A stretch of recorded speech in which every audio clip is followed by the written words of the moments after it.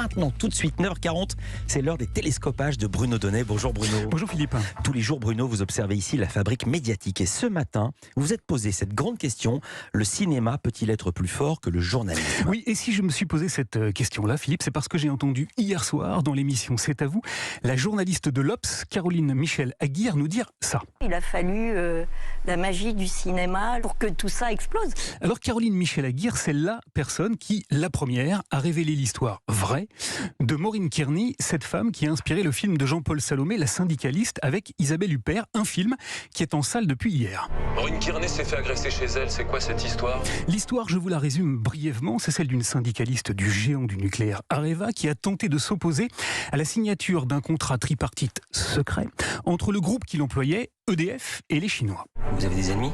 Depuis un an, je travaille sur un dossier sensible chez Areva. Vous pouvez nous en dire plus ? Maureen Kearney a vécu l'enfer. Elle a été longuement intimidée avant d'être retrouvée le 17 décembre 2012, ligotée, violée et scarifiée par un agresseur qui lui a simplement dit ceci. C'était le deuxième avertissement. Il n'y aurait pas de troisième. C'est la seule chose qu'il m'a dit. C'est le deuxième avertissement, il n'y aurait pas de troisième. Et son agression a fait l'objet d'un traitement délirant. Au commissariat, son dossier a été perdu.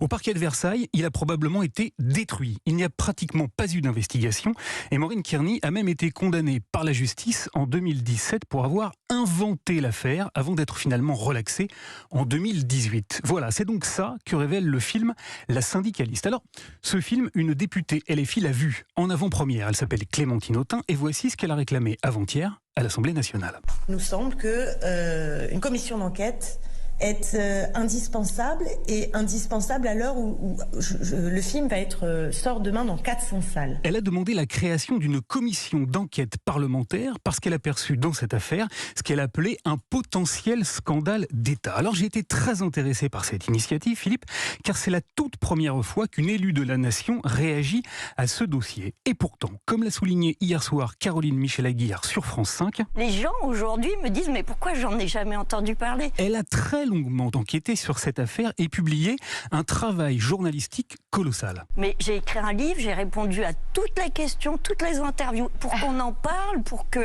mais il y avait un déni absolument incroyable. On ne pouvait pas imaginer que c'était possible, et c'est possible.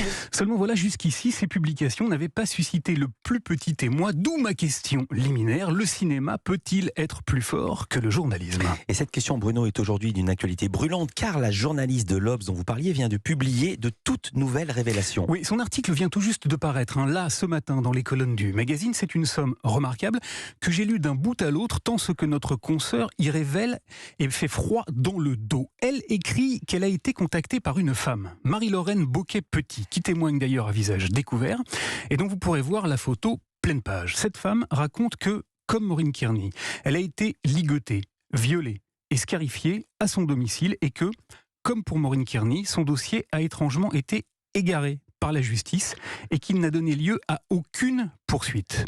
Mais ce qu'il y a de plus troublant, c'est une autre similitude, car Caroline Michel-Aguirre révèle que lorsque Maureen Kearney a été sauvagement agressée pour l'affaire Terre, le patron d'EDF s'appelait alors Henri Proglio et qu'il travaillait avec un intermédiaire nommé Alexandre Djouri. Eh bien, figurez-vous que lorsqu'elle a été attaquée avec le même mode opératoire, 6 ans plus tôt, Marie-Laurenne Boquet-Petit était mariée à un haut responsable de Veolia, une entreprise qui, à l'époque, était dirigée par Henri Proglio et que son époux a eu maille à partir avec un certain Alexandre Djouri. On ignore, Philippe, s'il faudra attendre un nouveau film au cinéma pour que cette affaire, révélée par la presse, suscite la curiosité en haut lieu. Merci beaucoup Bruno Donnet. À demain.